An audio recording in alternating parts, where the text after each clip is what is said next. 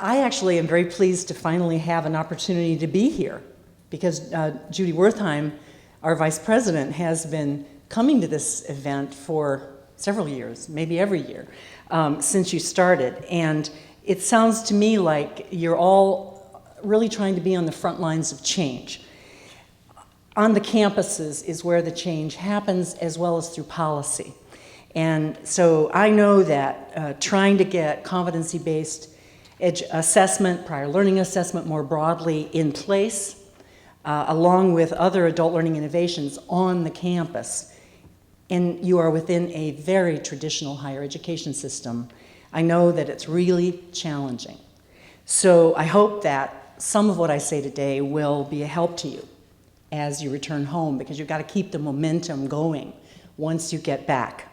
So I'm going to make some observations about a few of the larger disruptions and innovations that I see, but I really want each of you to remember as you work back on campus and you're trying to adopt some of these ideas, that you are the disruptors of the status quo. You are. We need them. We need faculty and administrators and staff to think of themselves that way, because higher education needs it. They need you. And we're facing a very complicated landscape right now. You've heard about it, the rise of technology, online, the cost cutting most states are experiencing, the pressures of the general economy that everybody is dealing with, the proliferation of all the sources of knowledge out there. We're just in a very different time. And I know about what it's like to try to be a disruptor from all my years advocating for adults when I was in the SUNY system in the central office of State University of New York. And especially in my work as CEO of CALE, and it's been 23 years in that role. So I see this time, right now, as the most opportune time for change in my entire professional career. So I'd like to have a conversation with you. I know you're all going to want to rush out and get back home because we're in the final moments here, but I hope we'll have a conversation today. So just as Jerry said, we have one overarching goal, and it's been our goal for almost 40 years, and that is meaningful learning and credentials and work for every adult in the country. That's what we care about. And we are, let's see here, we're gonna move on. And we are doing that in these ways for all these adult learners. We have, it's very interesting, we've broadened the definition of who an adult learner is.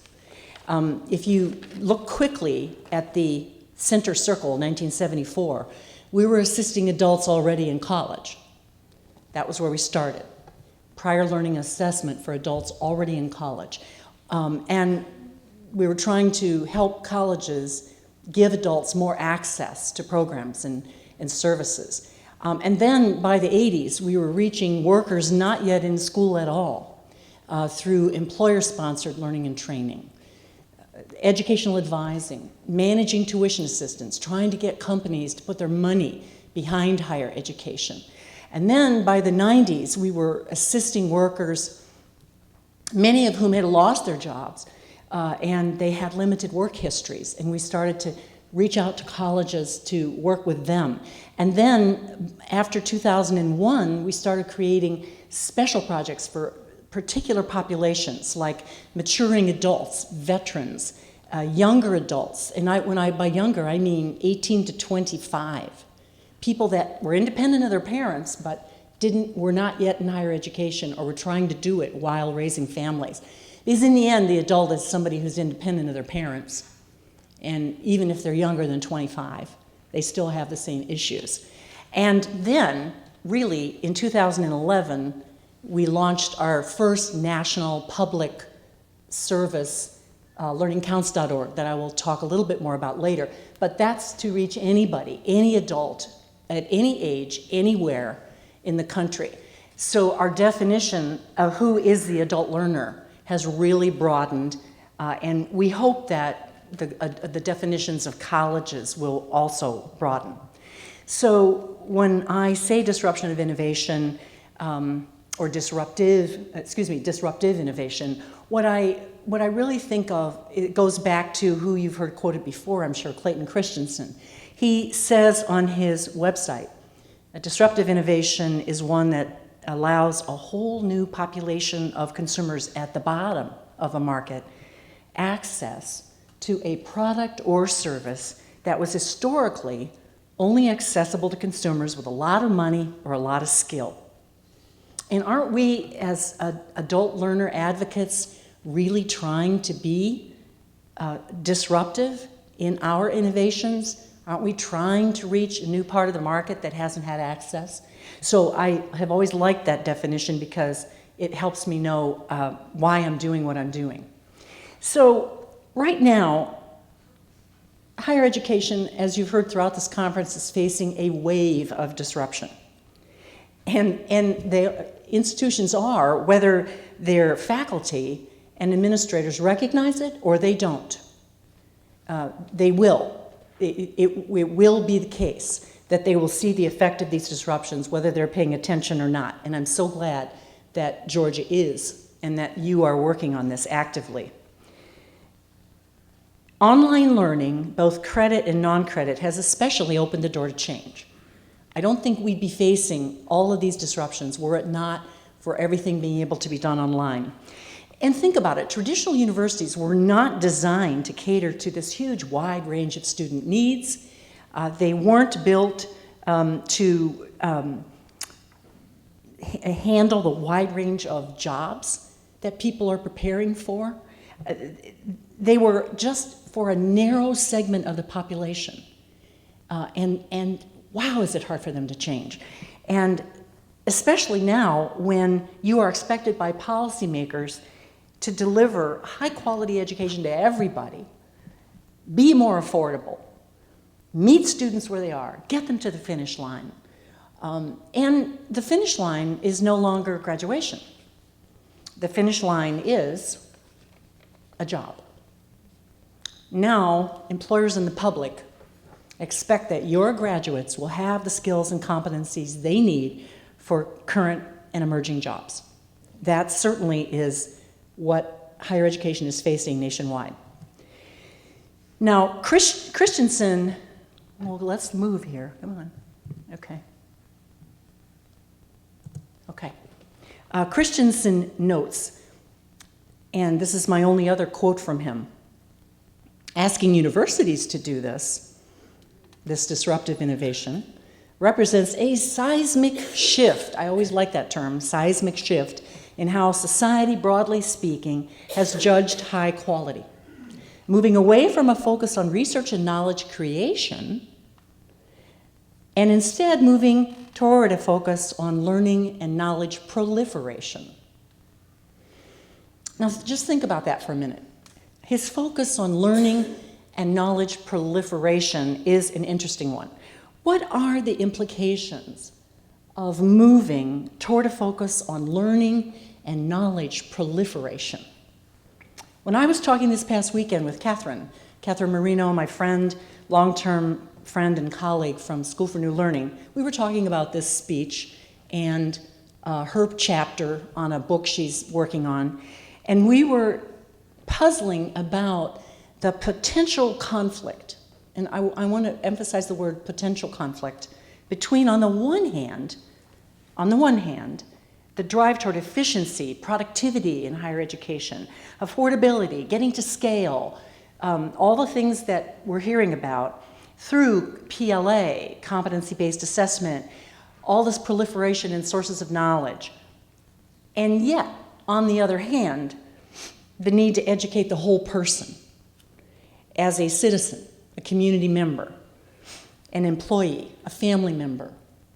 In other words, how do we keep our commitment to educate people to lead meaningful lives and lives that contribute to the world at a time when there is this proliferation in the sources of knowledge, there's declining tax support, there are learning software platforms to reach scale, and there's this pressure to bring prior learning assessment to scale. So this is not an easy balance to keep. Not easy to do. This makes your work on the ground and Kale's work across the country all the more important. This is a critical time. Now, of course, I have to mention MOOCs. I'm sure everyone else has. So let me just speak about proliferation of the sources of knowledge for a minute. I'm sure that you know what it is, but what they really are is they are online courses. They're like those that have been around for probably 2 decades now. But what's new, at least when they started, and they're a recent disruption, but they're gaining momentum. What's new is that they were free. They're increasingly not going to be free. And they were taught by famous professors from Stanford, MIT, Harvard, et cetera, other elites. And they started out as non-credit. They're no longer just non-credit.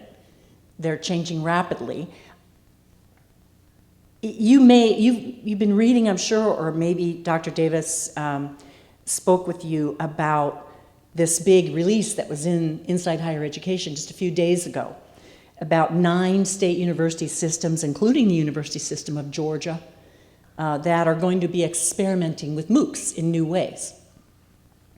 And there was an Inside Higher Ed article on May 30th, and Houston Davis said, or at least the Inside Higher Ed said he said, the Georgia Institute of Technology, which is a member of the system, put itself atop a pile of new developments last month when it announced plans to offer a $6,630 online master's degree to 10,000 new students over the next 3 years without hiring much more than a handful of new instructors.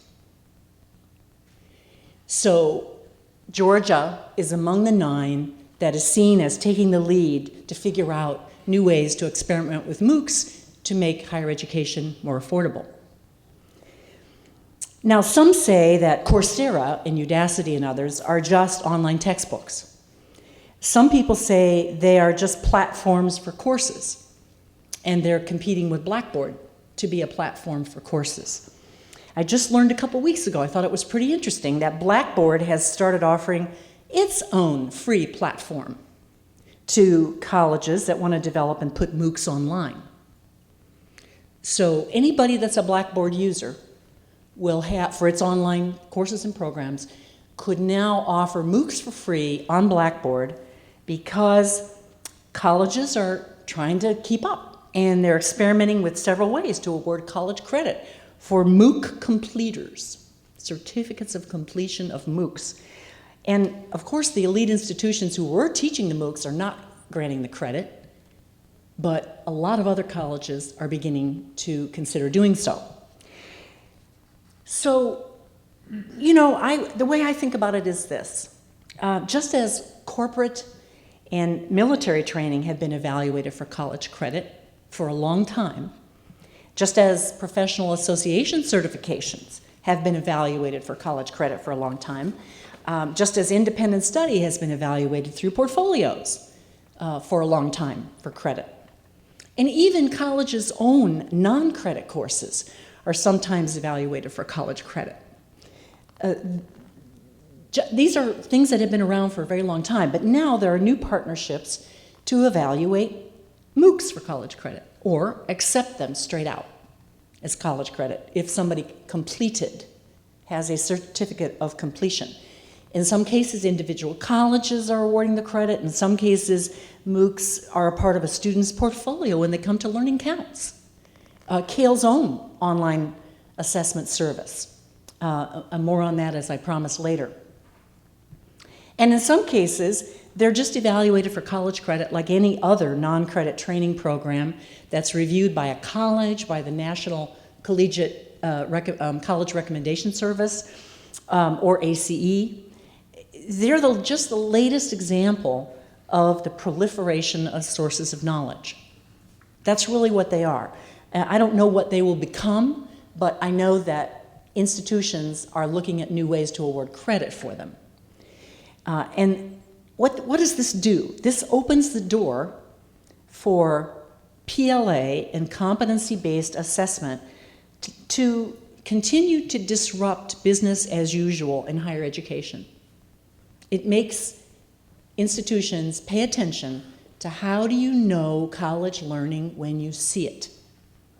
How do you know that? The other thing, though, that's going to be essential is to help adults know how to leverage all those other sources of learning that are non-credit, whether it's a MOOC or something else. How do they know that they can get credit for what they know and can do?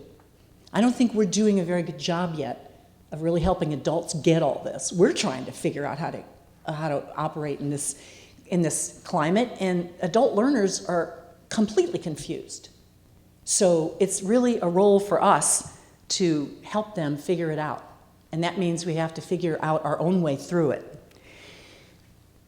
So, all of this is interesting to think about conceptually. But it's a struggle for each of us, especially when you have to innovate on a traditional campus. I'm sure that you are feeling these pressures. Maybe your campus colleagues don't see it yet or welcome it. I have worked in adult learning and PLA longer than I care to admit. And I can tell you that what is different now than 1974 when CALE was founded and when the first PLA programs were being developed by those little band of pioneers that were doing it, is that for the first time ever, policymakers and employers care. They care about what we are doing. With the learners that we're serving, they care whether these learners are completing higher education. Many seeds of change are being planted in PLA and competency-based education, even within it, and online learning, and those seeds of change are challenging for all of us to think about and to think differently about. But I wonder, what will adult learning programs look like in the years to come? Will they still be able to facilitate adult development? Will they be providing only labor market and employability advice or avenues? Will they create, as we hoped they would, a nation of lifelong learners? In the broadest sense. Will this new movement continue to try to create a nation of lifelong learners? And that makes me say, how can we do assessment of prior learning and spread competency-based approaches in a way that achieves that? How do we become less labor-intensive so we can do that? Because if we don't, we will be pushed aside by efficiency, totally efficiency-driven approaches. Are we too labor-intensive for the times we're in? I have a number of colleges who have asked me that. Are the old PLA programs just too labor-intensive for the times we're in? Can we innovate and make it less labor-intensive? Are there ways to achieve efficiency but maintain integrity? I think these are very, very important to consider in the next phase. Now, going back for a moment to the roots of the movement, and I promise this won't be a long history lesson, but in the 70s, when these approaches were created by CALE and a small number of these pioneers, there are a couple of observations from that time. You know, in that time, there are some things that I think bear knowing. First, CALE's validation study at ETS. You probably, of course, have not read this. It's out of print now. But it was published in 1974, and what did it prove after a 3-year study? A core idea. Faculty could evaluate an adult's learning, different faculty, different institutions, and they could agree on the level and amount of learning. Okay? This was a huge issue then. How did we know someone had learned? Could faculty agree? And we found out that yes, they could, that it was a reliable approach. It didn't matter where the person learned it. Faculty were able to come to consensus on the amount of learning, the level within an undergraduate program. And really, it was on this core principle, this basis, that PLA and competency-based approaches started to become adopted. But not enough colleges have been doing it throughout this time. Certainly not enough. And the second point I want to make is the economy was not the driver of these innovations. What was the driver? A desire to open up access, a belief in social justice, a belief in lifelong learning for everybody. Those were the drivers. Policymakers didn't pay attention. Higher education leaders in general did not pay attention, and employers were certainly not paying attention. We've always cared about this population. This is our mission. But suddenly, we're all in the spotlight. We are, you are, everybody working on this is in the spotlight. Throughout this time, there's been a commonly agreed upon definition of prior learning. We established this definition. Working with partner colleges, we established this definition, and we've been trying to convince more and more colleges to award college credit for learning that students already have, if it's college level, but to do it in an academically rigorous way. We totally agree that without academic rigor, the degree is worthless, therefore it's really critical to do it well. And I have to say that I think we've had mixed success over the years. I will come back to this when I talk about the launch of Learning Counts in 2011. The needs of employers for employees with more skills and knowledge is now one of the major drivers, as I said earlier. Everybody is worried about jobs and the increasing education skills gap. Everybody. You know, we don't have enough educated people. This statistic is the one that you've heard in the conference, I think. 18 million job openings will require post-secondary education by 2020. 63% of jobs will require some college or above. I mean, these are widely known among those of you who are trying to innovate in adult learning. I'm pretty sure, Holly, that Holly Zanville from Lumina mentioned these degree completion statistics for the United States and how we're falling behind as a country. That's why Lumina has challenged all of us to change this picture by 2025 and all along the way to change it. We have to dramatically increase the level of adult degree attainment in our workforce. What a major challenge. Another driver is everybody is worried about the cost of college, student debt, wasting tax dollars on non-completers, on people transferring and not getting their credits accepted. What I see as I work with state and federal policymakers is they are realizing it's a waste of tax dollars for students to relearn things they already know. They are recognizing that if they don't finish college or they are not able to transfer their credits, this is a waste of the public's money. This is newly on the mind of policymakers. They want to minimize student debt. They want to achieve higher graduation rates. They want to save taxpayers' money. That is what is causing so much pressure on public systems. And a special note here about employers. We have worked with employers, as Jerry said, over many years, and they are starting to realize that it's a waste of their tuition benefits, too, if their employees spend their tuition on courses they already know.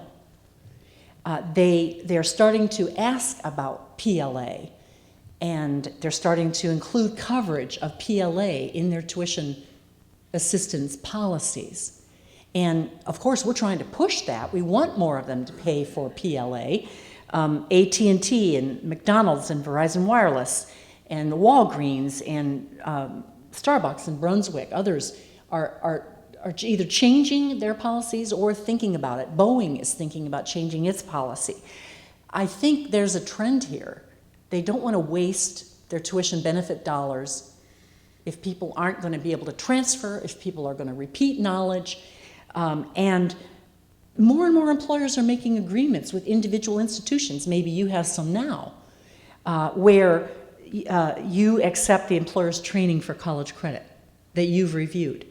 It isn't just being done at the national level, it's being done by individual colleges all over the country now. We see it everywhere. This is changing the face of prior learning assessment. And at CALE, we are seeing thousands of adults starting to create accounts on our Learning Counts website so they can learn about how to gain college credit for what they know. They don't all come through Learning Counts, our process that I will describe to you briefly, but they want to know how to get credit for what they already know. The point here is that advocates for PLA and competency-based approaches, like you, have known that these methods of PLA save time and money. You know that you could make the case for policymakers, whether it's standardized testing or documentation through a portfolio or evaluation of corporate training for college credit. I think most of us in the field have known this, but the difference is that now when policymakers and employers start to care about it and don't want to pay for the repeating of knowledge, it's all the more important to be a disruptor. It means that you have to do this in a very high quality way. You have to become not only a promoter, but doing this in a high quality, consistent way. You just can't lose the soul about what you're doing with adults. You can't lose why you're essentially doing it. They have to remain at the center. I think that's the challenge, myself. That's where I think the challenge is. I want to make sure you have this. I don't know if anybody showed this to you. Do you know Georgia's own graduation numbers and goals? I'm not sure. I wasn't able to attend earlier, so I'm not positive if you saw this slide. But I've looked at these data, and the challenge here in Georgia is daunting.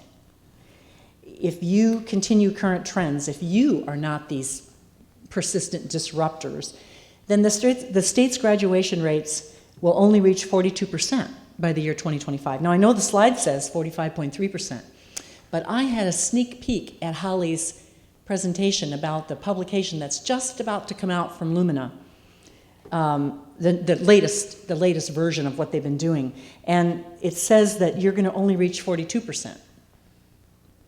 You're going to have to achieve at least 7.8% annual increase in the number of degrees attained in Georgia. Annual. That's 1,000,003 degrees to get to the Lumina goal.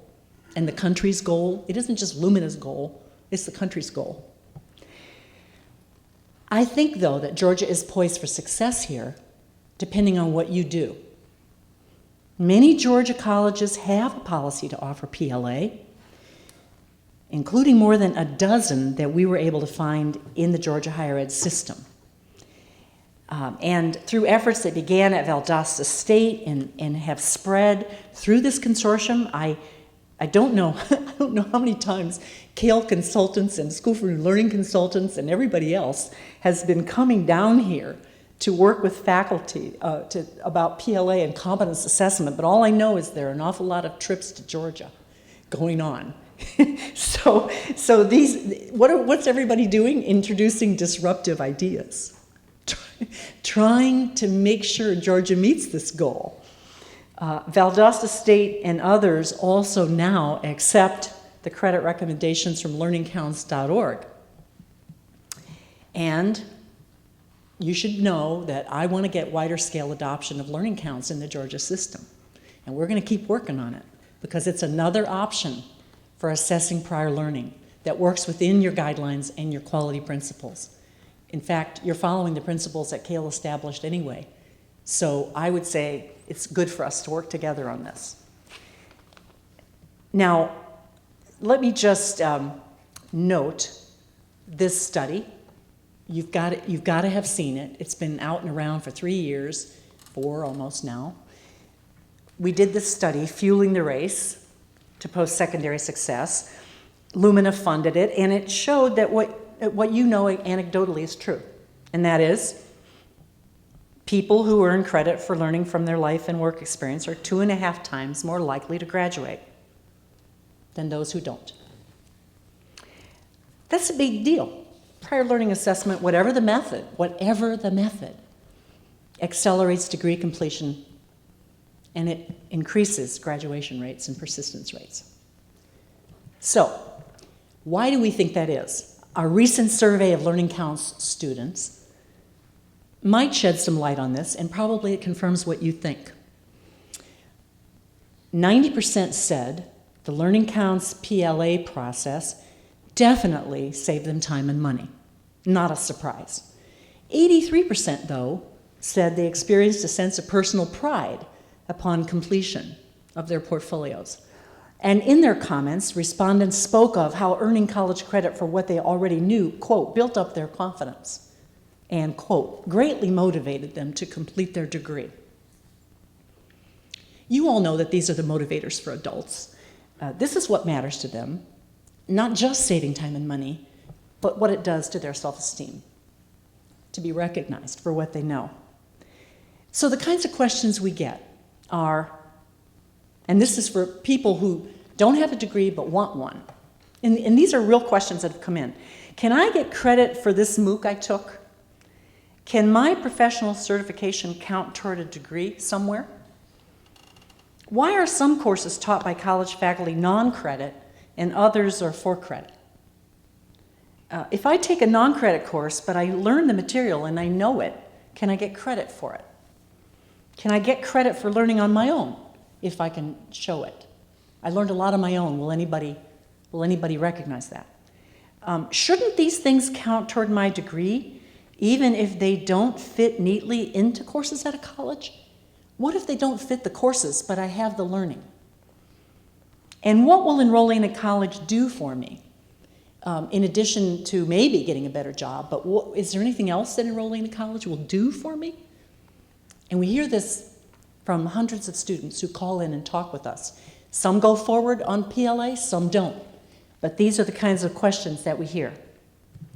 So I've referred to Learning Counts a number of times, and just to make sure you understand what it is. It was launched in 2011 by CALE as a national online service to do PLA. Not only to tell students about it and help them understand it, but to do it. To use faculty nationwide to assess their prior learning. Now this is really disruptive because what we're doing is we're saying on a large scale across the whole country, we want to be able to help any adult either in a college or one who wants to find a college to do so and get their prior learning assessment reviewed by expert faculty. Even now, many colleges say they have a policy, but the number of students per year is really small. In one state, we talked to a particular system, and I won't name the state, it's not Georgia. They said, we do prior learning assessment, and we said, do you know how many students a year you process? They said 2. We've been keeping track. Last year we did 2 students. This is among 13 campuses. So the ability to provide these assessments to anyone, anywhere, online, is a new thing. And not to use, this is using a word that a lot of you might have a negative reaction to, but essentially they're outsourcing their prior learning assessment for either some of their students or all of them to learningcounts.org. And we don't think of it as outsourcing, we think of it as partnering together with the college to undertake a service for which they may not have resources or faculty, expertise, money. We don't think of ourselves as some sort of outsourced solution like somebody that moves their jobs to China. You know, we launched it, and colleges can either join as partners and accept our credit recommendations on a transcript or not. But we think that we can help to change the face of higher education, and particularly PLA, by doing this. At least 50% of the students who are working with us are not enrolled in college yet. They are not coming from a college. They want to choose a college. Many of them are veterans who have substantial learning from the military and they haven't chosen where to go to school yet. We had one Navy veteran, by the way, who was able, from his military learning, not the formal training only, but other learning in the military, he was able to challenge or to get 8 courses, 3 credits each, 24 credits, through the Learning Counts process, reviewed by 5 different faculty in different parts of the country through the portfolio. And by the way, veterans do extremely well in PLA. They're used to the discipline of a portfolio process and testing. So they do extremely well. Clayton Christensen's term is one that I sort of think about in my head, and that is allowing a whole new population of consumers at the bottom of the market to get easy access. That's what we're doing. And we're carrying it out with people trained by CALE throughout the country. And they're doing it whether they're from your institution or they're from another institution. That's pretty disruptive, I would say. Now, I'm excited because, and I hope I'm right, Mary Ellen, you are already is this right? You're trying to share assessors across institutions in the consortium? And you're trying to make it easier to transfer PLA credit between and among the institutions. So to me, you're moving in the same direction. We think we could help you reach a larger scale with your efforts. We might be able to attract adult learners to institutions in Georgia online if you can be partners with us in this initiative. So why did we do it? This was a big bet on our part. And it was a big bet on the part of the many foundations that are funding it. You know that standardized tests can only capture so much. They're fine. They're good for certain subjects. They can only capture so much. Even evaluation of corporate training, whether colleges do it or one of the national bodies does it, they cannot cover all the college level learning that people have. So in my view, the only way to assess the full range of learning of an adult is to demonstrate their learning outcomes in a portfolio that might include some of those other things. That's why we think that competency-based assessment within the overall PLA movement, I'm going to say that again, why competency-based assessment within the overall PLA movement is so promising. Because it can assess the broad range of what a person knows and can do.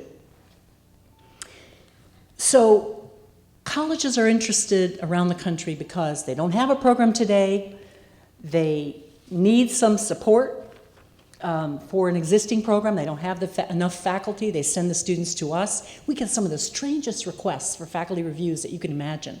The colleges don't happen to have someone who's an expert on their campus on this. It's really interesting. And they need some kind of a rigorous process that they see as more streamlined. Our faculty have to, when I say our, I mean they're from colleges all over, but I think of them as Learning Counts faculty. They have to turn these portfolios back in 2 weeks. Student gets results on what the credit recommendations are in 2 weeks. So there are some colleges that have even turned over all aspects of the process to us. Excelsior College, for example, has turned over PLA to us, and all students at Excelsior are sent to us. And there are 14 or 15, there's 16 now, other colleges that have decided to do that as well. We'd like to see a wide scale of adoption of Learning Counts, not as the solution, but one solution, one important solution.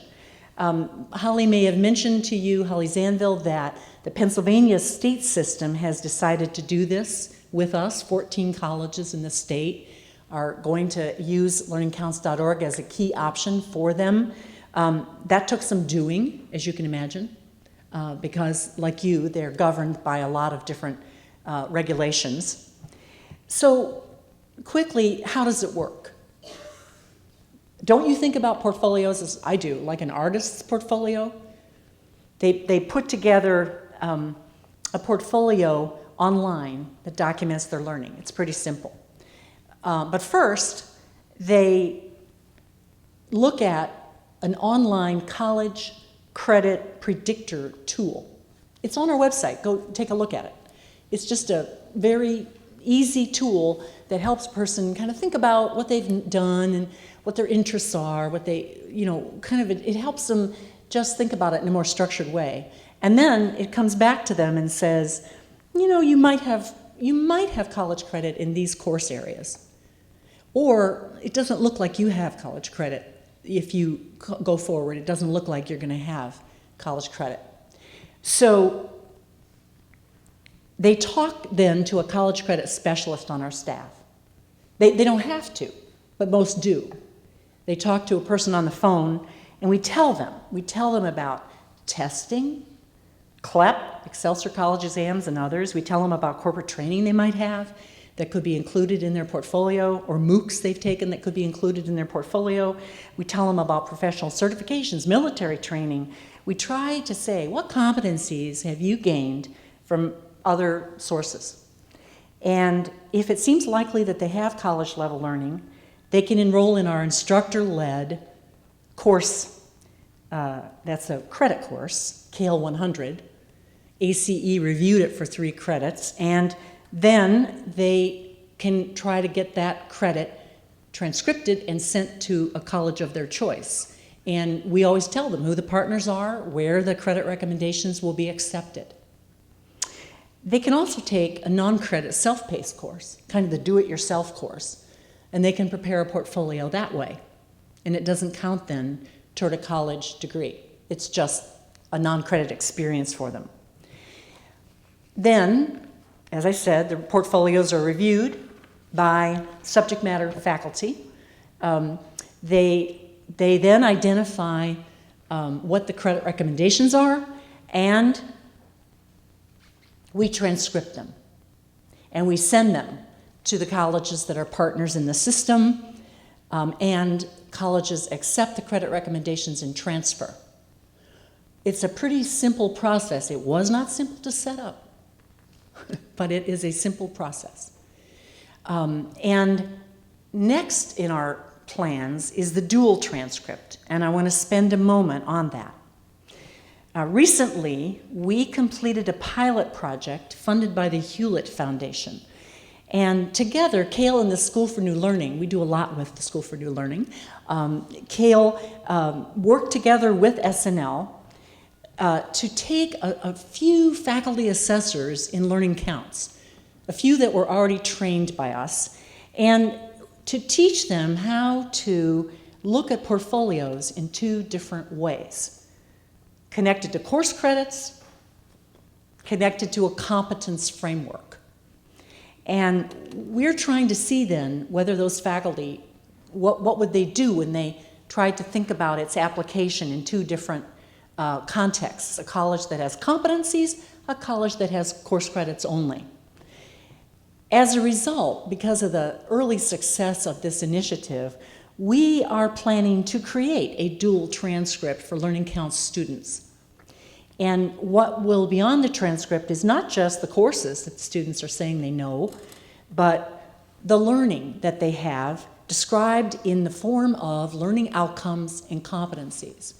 What will this do? This will mean that colleges that have credit-based systems, and that's most colleges, will be able to look at what they're used to. But if registrars are in colleges that have competence frameworks, they'll be able to see the learning outcomes and competencies on that transcript as well. Now, what our hope is that we'll be able to train a much larger array of faculty at a large number of institutions on this whole idea, and we'll link it to the Lumina degree qualifications profile. I'm assuming that you've heard about this already at the meeting, so I'm not going to go into any detail about what's come to be called the DQP. We are very excited about these developments, this dual transcript idea. And why? Because we want to see adults be able to connect their learning to either those colleges that stick with credits, or colleges that are in the middle, or those that go to a completely competence-based framework. Now, a last word about competency-based degree programs. We found when we did our research, and that's the research I included, I think it's, maybe you'll get it on your way out or it's already in your packets, but we did this research study during the Lumina project on competency-based programs around the country. And we found lots of different approaches, lots of different definitions. Everybody's talking about competencies. Well, you know, what do they mean? Who's doing what, and what are they really saying? And we found that some of them are adopted and applied in the college's prior learning assessment program, and some are not. And there's confusion about college on the part of colleges about, well, if I start a competency-based associate's degree program like School for New Hampshire, Southern New Hampshire University did, what do I do with my prior learning assessment program? I've had that question from 5 institutions already, because it got a lot of, the competency-based program's gotten a lot of press. So people are trying to figure it out. The common goal in competency programs is to determine what students of all ages know and can do. It comes back to know and can do. Instead of evaluating success based on courses taken, credits earned, time in the classroom, etc. All of us in prior learning assessment know that it's what you know and can do. That makes the difference. So we're trying to update the study now. We will be publishing a new version of the very study you have very soon, because this is moving fast. Competency ideas are getting seeded all over the place, even though people aren't sure what they are. What we want to see is faculty development about this. We want faculty to become not just assessors of learning, but guides, mentors to students about it. We've got to make room for these roles of guides and mentors. If we don't, we're going to lose the potential of this disruptive innovation. Competency-based approaches are disruptive, but they have tremendous potential for changing students' lives. So it's very important to learn what we mean by that and to train faculty to know how to do it well. So, a couple closing comments. Last week, there was an article in the New York Times by Thomas Friedman. He quoted a co-founder of Higher Art, one word, Higher Art. And Higher Art matches applicants with employers. They build assessments to determine if applicants are qualified for jobs. The co-founder of Higher Art said, quote, "A degree document is no longer a proxy for the competencies employers need. Too many of the skills you need in the workplace today are not being taught by colleges." That's a little disconcerting for those of us in higher education, but this co-founder, she reflects a common perception these days. The message to colleges, the message to you to take back to your colleges is this: develop effective contributors to the workplace. Develop effective contributors to communities and families and the workplace, but do it more efficiently. If you don't, you will lose ground with students, employers, and policymakers, and the myriad of content providers that are out there who can take your place. That's what they're trying to do. You have no choice but to assess prior learning and to pay attention to competencies. It would really be smart to get ahead of what's going on right now across the country. And that's what this consortium is trying to do.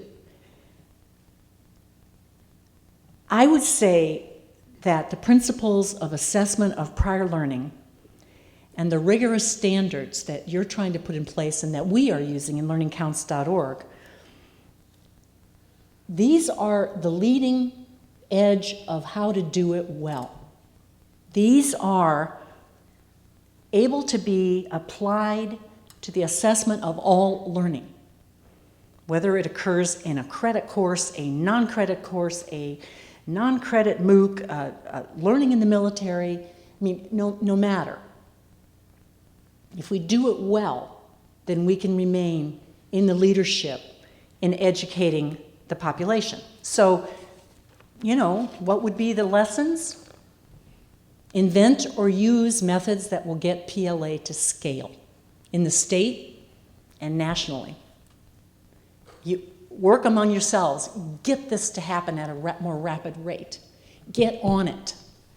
You know, that's a message. It's an important message. Otherwise, there will be a way for institutions to be passed by.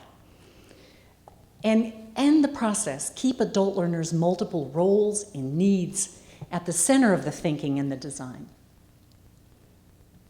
Keep the learners' needs and roles at the center of the design. Not just the latest fad or innovation that you see. And be up to date on these innovations, because I think things are changing every week, it seems, you know, or every few weeks. You know, read Inside Higher Ed, which is a very quick read in the morning. It's free. Just put it on your website, and, you know, on your browser, and just look at Inside Higher Ed and look at the new developments happening across the country, and think about how to apply them here. You're already ahead of many states, but don't get behind. Make the changes at the campus level that make good on your promise in the Georgia Consortium. And know that it's a challenging, constant, hard road to hoe to do this. And that's not going to change. You know, you're in traditional higher education. Georgia has one of the most traditional institutional systems in the country. So just know that that's what you're going to face. But I believe that the future of the country depends on you and we plunging in here. Not just leading the conference and saying that was a good conference, but doing something about it. And I think we have to do it with a holistic vision of what an educated person should be able to do and to know. Thank you.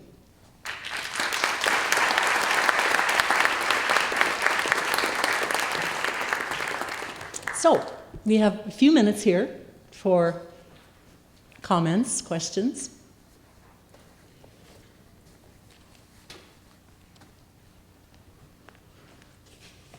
I know you're all eager to get outside, but if you have anything you'd like to talk about, I'm here.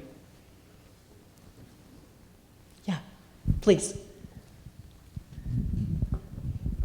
Speaking of keeping students at the center, one of the things that we've experienced is we offer PLA, but sometimes the students really aren't that interested in using that model. They say, oh, I have to do a portfolio, oh, I have to show all my learning. You're not just going to say, good job, and give me a stamp. And so we really haven't had a lot of takers, though we've invested a lot in preparing faculty to review portfolios that aren't forthcoming. Do you have some thoughts about that?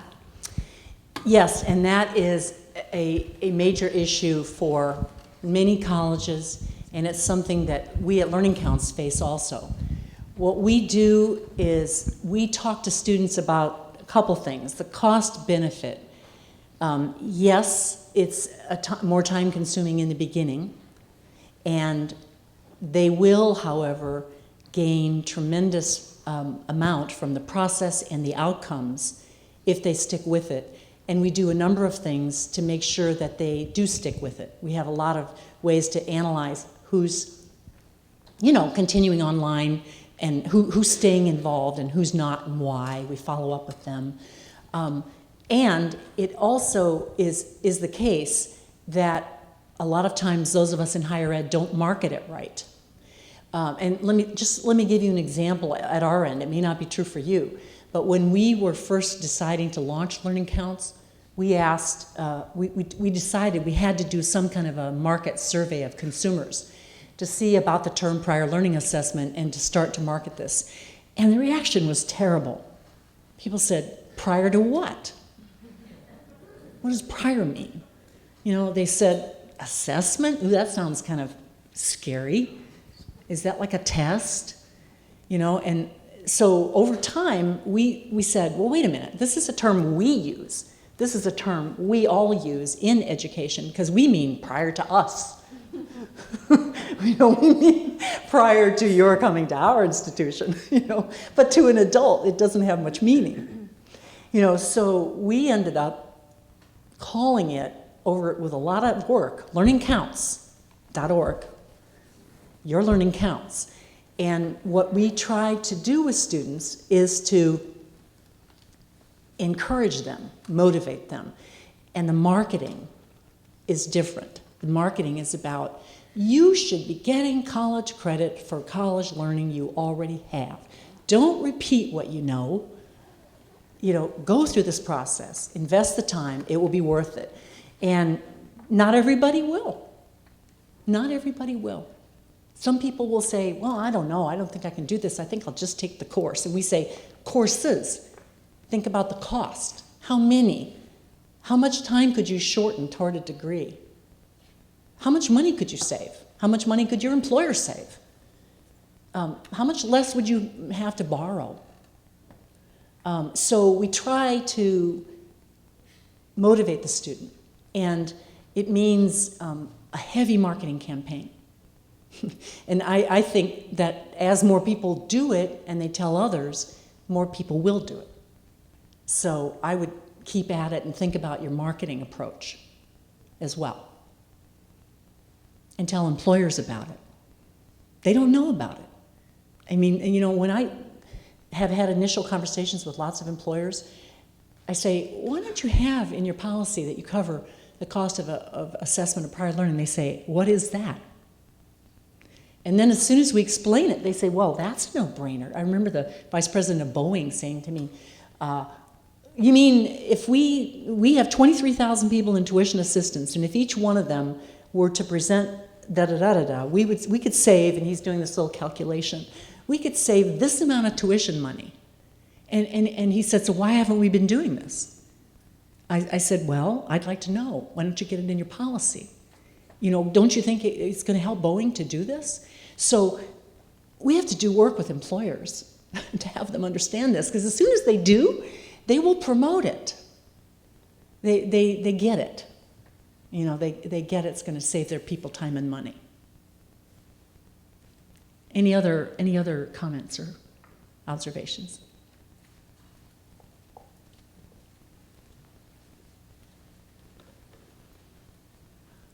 If you could go back to what you were saying about if you could go back to what you were mentioning about the dual transcript, your vision for this, because in several sessions I've been to in the last several days, people are kind of intrigued with this notion of competence-based, but how would it actually look on a transcript, and just how might people think about that? I should have brought, Catherine, the slide that shows the kind of transcript we are going to create, because we're kind of hammering it out right now. But what it essentially has almost like two columns on it, the way we're thinking of it right now.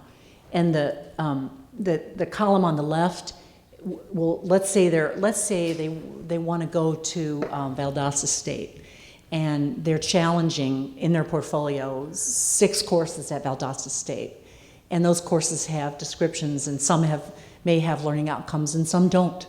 In many colleges, they're not spelled out. So what we would say is the student has mastered, so the transcript would show the 6 courses, their names, their descriptions, just as a normal transcript would show that a registrar would be used to seeing. And then on the right, it would list the competencies, what the person is able to demonstrate, to know, to do, whether the doing is something occupational doing, or if it's ability to, what would be a good example from your program that's not the doing or performance, it's more doing in the society, for example. They would have a competence statement, a series of competence statements that relate to the courses. So a registrar could do a crosswalk between the credit descriptions, the competence descriptions, and know that they relate to courses, but they are a competence description. We're going to obviously test it out with a number of colleges before we would ever start disseminating it, But the notion is that then it could fit within either framework. And if you look at the the few institutions that are out there that are doing a totally competence-based approach, and there's so few that are doing it like completely that way, they all have credit equivalencies because they can't get financial aid if they don't. So they have to say, this looks like these 6 credits. I mean, that's kind of the way it's been going right now. With the direct assessment changes, and just, I mean, I hope everybody knows what this is, but I'll just say what it is in case someone doesn't.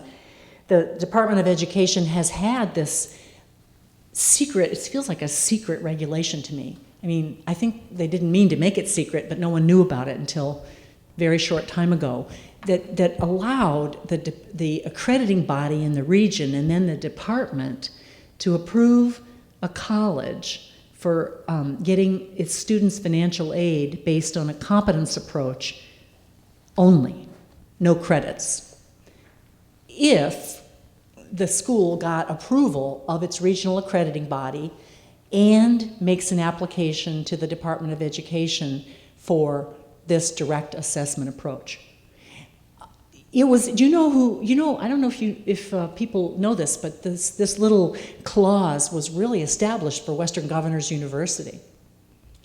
They got it in there because they were going to be a competence-based institution and they wanted to make sure their students could get financial aid. They never used it though. They never used the direct assessment authorization from the Department of Education. They just came up with credit equivalencies for everything they were doing so that their students could still get financial aid. But today, there are a number of institutions that are just learning about this. The Southern New Hampshire University is the one that got all the press, but now there's others that, that are getting the approval of their accrediting agency, and they're going to make application to the department. And there have been a couple approved just in the last week or two. So it's starting to become known to colleges. And I think within a reasonable amount of time, competence-based approaches will be able to get financial aid. It's just going to take a while because everybody's worried about fraud. Well, how do we know what the student really knows? And I feel like saying, and how do you know that they know when they take courses? How is it that you know that? There's no fraud. How do you know people are learning anything? But, the new thing always gets the scrutiny, as you know. So that's what we're thinking, Catherine, and we haven't figured out yet exactly how the competence statements will be framed. If say they knew they wanted to come to the School for New Learning, and we knew that, we would then have them look at their learning in light of your framework. If they haven't chosen a college yet, though, that's what we're wrestling with. They don't know where they're going to go, but they have competencies that they want somebody to look at. And how do we frame those? That's what we're trying to sort out right now. But I think there's a way to do it. We just have to, work on it. Yeah. I know you showed a slide earlier when it's like, what is expected of higher ed? And I was just wondering if you knew of any colleges or universities that may be a good example as far as balancing out the different stakeholders, because even the speaker right before lunch talked about, workforce needs. And I know I've been in a lot of conversations, and it's like some people look at the student as the customer, where it seems like the workforce area wants us to look at them as the customer. And then you may ask the student, well, what are your expectations? And they may see a little bit of both, the workforce and, the broad thinking and that type of thing. So I'm just wondering, you have all these different stakeholders and they have all these different expectations of what higher education is supposed to produce. Right. So what examples are there that can really say, they've been able to successfully basically meet all the needs of the stakeholders? Well, I think there are a number of promising efforts to try to do that, and everybody's at different stages with it. If you take Indiana, for example, their workforce department at the state level and their workforce investment board, they've started to, they've given the message that we will award we will award money for credit for prior learning processes at colleges. And then they've worked together with the Higher Ed Commission of Indiana to then help the colleges know how to better work with the workforce systems offices across the state, which will in turn then, the two of them will together figure out if a person has prior learning from work and comes through a workforce center to a college, that they will be able to not only have it paid for, but have the institution then be able to put them into a program at the institution and move them forward. And that was driven, we worked with Indiana, and that was driven from the state level down. But I've also seen, and that's just one, the higher ed workforce connection. I've also seen, though, a number of regions in the country that we've worked with where there have been regional stakeholder groups formed of employers, the workforce development agencies, and the colleges to begin to hammer out some agreements and understand each other. The first step is the understanding of what the needs are of these different stakeholders and what their language is. I mean, it's just interesting to see how when they first sit down together, you know, they many times have never even talked to each other before they're brought together. And higher ed people have misperceptions about the workforce system and what it's trying to do with the unemployed. The workforce system thinks colleges are duplicating what they're doing. Employers don't understand either of them and don't like to waste their time in conversations, these endless meetings that, you know, we like to have. They just go crazy. And so they don't want to come. You know, so the first thing you have to do, I think, is you need a catalyst, a facilitator, somebody that will bring the conversation together. And we've done it many times, but there's also local entities that can play that role and get them to understand each other, talk, figure out where the funding sources are, who's worried about what, and then figure out how to translate across. And I'd be happy offline to go back to our website and look at all the different regional projects that we've been involved in, where this is happening, and share those with you. Because, I mean, it can be done, is all I'm saying. Is it easy? No. But it can be done. Thank you. Mm-hmm. Thank you, Pam. Let's thank Dr. Tate one more time for coming.